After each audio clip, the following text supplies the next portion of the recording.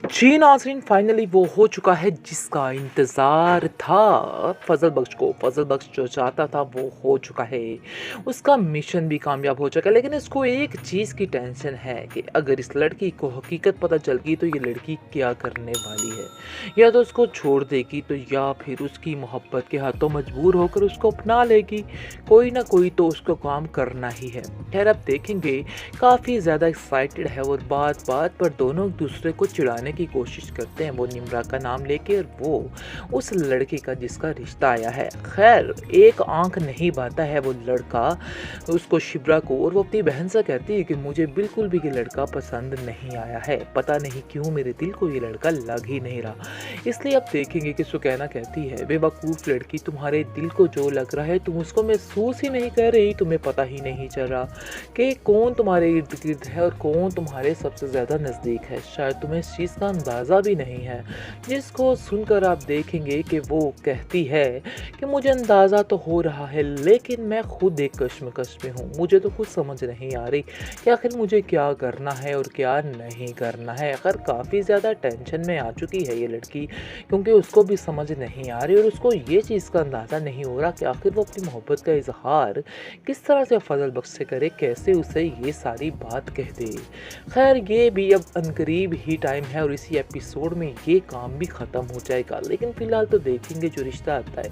फ़ज़ल बख्श जाकर कहता है कि मुझे तो भई एक तुम्हें बात सच बताऊँ शिब्रा, वो लड़का बिल्कुल भी पसंद नहीं आया, तुम्हारे टाइप का तो वो था ही नहीं।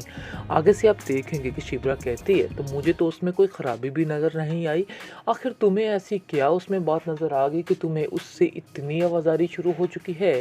खैर दोनों में काफ़ी ज़्यादा बातें चलती रहती। सुकैना कहती है कि कोई ऐसी बात है जो आप लोग एक दूसरे को कहना चाहते हो लेकिन कह नहीं पा रहे हो।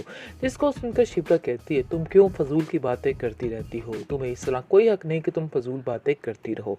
खैर इन सब बातों को छोड़ो और जाकर अपनी तैयारियों पर ध्यान दो, क्योंकि बहुत जल्द तुम्हारी रुखसती होने वाली है। शायद इस चीज़ का तुम्हें अंदाज़ा भी नहीं है, क्योंकि फूफो जान की कॉल आ चुकी है और उन्होंने कहा है कि वो रुखसती की तारीख लेने के लिए जल्द अज जल्द आएंगे।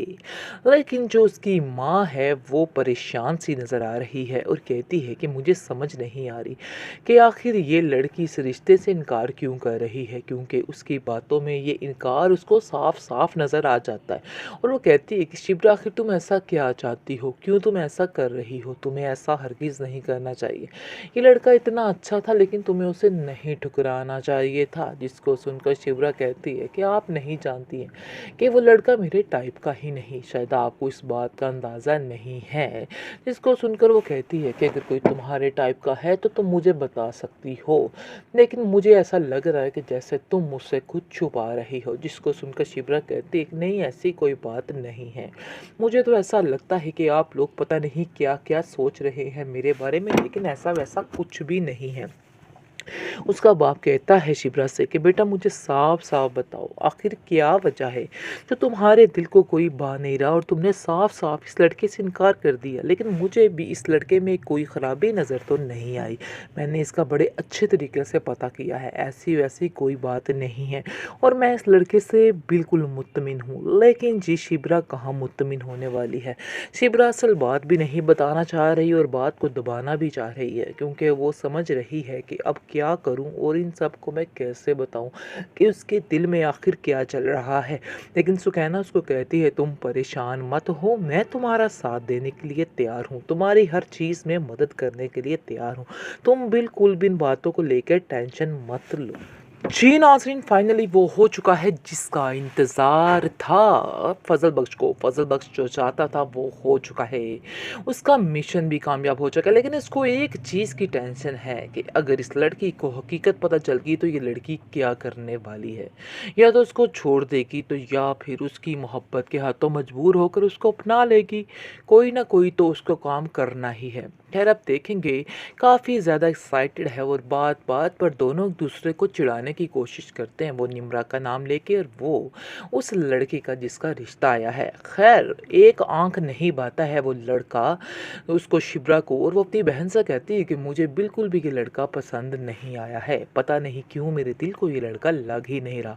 इसलिए आप देखेंगे कि सुकैना कहती है बेवकूफ़ लड़की तुम्हारे दिल को जो लग रहा है तुम उसको महसूस ही नहीं कर रही, तुम्हें पता ही नहीं चल रहा कि कौन तुम्हारे इर्द-गिर्द है और कौन तुम्हारे सबसे ज़्यादा नज़दीक है। शायद तुम्हें इस चीज़ का अंदाज़ा भी नहीं है।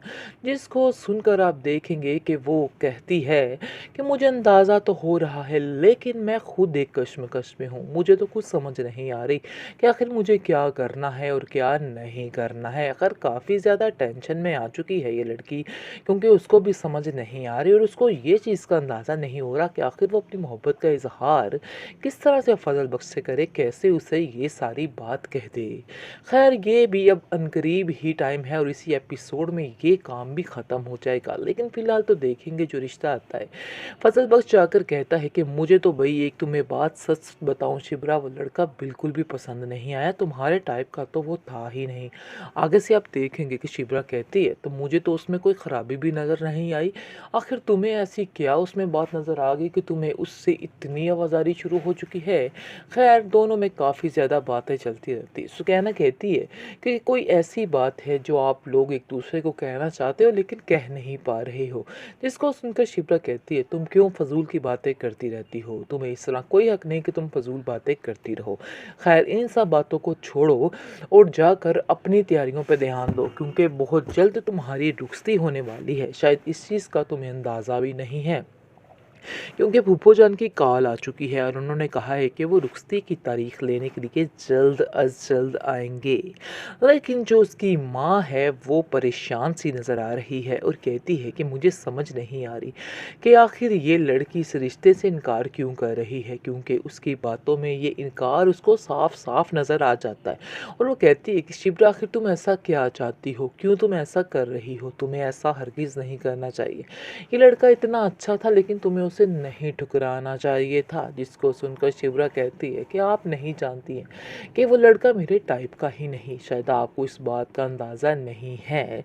जिसको सुनकर वो कहती है कि अगर कोई तुम्हारे टाइप का है तो तुम मुझे बता सकती हो, लेकिन मुझे ऐसा लग रहा है कि जैसे तुम मुझसे कुछ छुपा रही हो। जिसको सुनकर शिवरा कहती है कि नहीं ऐसी कोई बात नहीं है, मुझे तो ऐसा लगता है कि आप लोग पता नहीं क्या क्या सोच रहे हैं मेरे बारे में, लेकिन ऐसा वैसा कुछ भी नहीं है।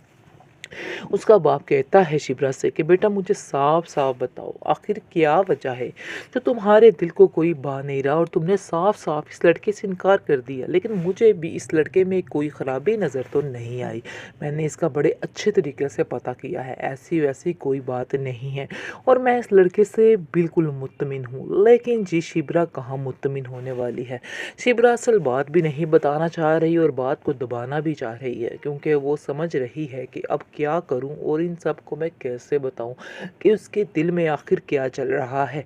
लेकिन सुकैना उसको कहती है तुम परेशान मत हो, मैं तुम्हारा साथ देने के लिए तैयार हूँ, तुम्हारी हर चीज़ में मदद करने के लिए तैयार हूँ, तुम बिल्कुल भी इन बातों को लेकर टेंशन मत लो।